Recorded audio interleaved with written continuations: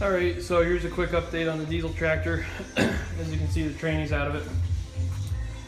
Plan with that is to clean it, seal it, paint it before it goes back in. The reason it's out is that bracket and that bracket bolt here and prevent the transmission from torquing up, which it was doing exceptionally badly before. The stock Ariens tractor had, I got him here somewhere, something like this that held those in. So I made my own, so they're tacked in right now. So I pulled the tranny out and we're gonna weld the tops while we got it oriented this way, and then we'll flip it and weld it from the inside. All right, those are welded in. Now, gotta flip it one way or the other, it doesn't matter which. Weld that side, flip it the other way, and weld that side. All right, so here's what the bottom of it looks like. You can really see the extent of the frame modifications in the front end. And while I have it like this, I'll probably weld a couple other things, but it's pretty substantial. You can see here where the steering cylinder bracket has actually pulled the frame apart, so I'm gonna have to weld that. That's no good. There's the piece of DOM tubing we added for support, and we're figuring out what we're gonna do in this area. But then we've got these brackets here that we're working on. Those are gonna be structural. The tunnel cover is gonna be structural. And then either we're gonna use a mower deck mount or a the loader subframe to keep this center area together. But anyway, this is what we're welding. That right there. Whoops. See if it'll focus. Anyway, you'll see when it's done. All right, there's the good side.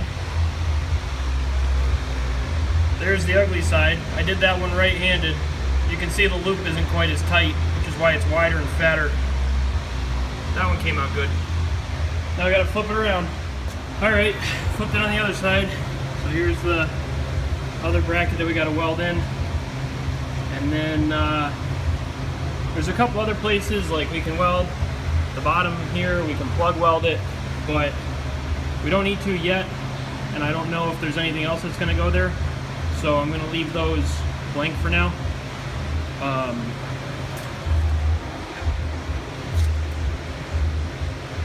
Yeah, you can see, really see where that is, where that opened up there.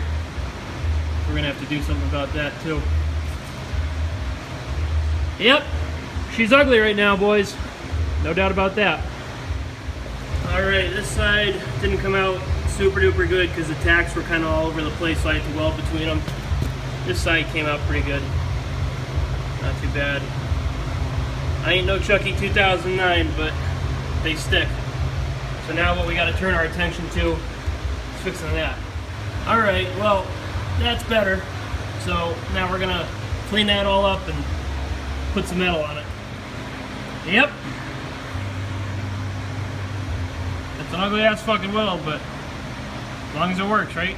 Well, this side was a complete bitch because there is so much oil between these layers of metal just from over the years that what was happening was it was actually the welds were boiling out the oil, which meant that I would get a clean arc, and then the second I try to move my bead, I run into oil bubbling out. So what I wound up having to do was just do a bunch of little tack welds, really.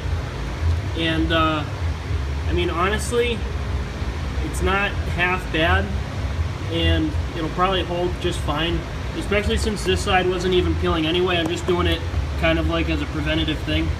A couple other things I noticed, you're probably going to want to weld this joint here, but I don't really feel like taking the axle out tonight to get at that so I can clean it up.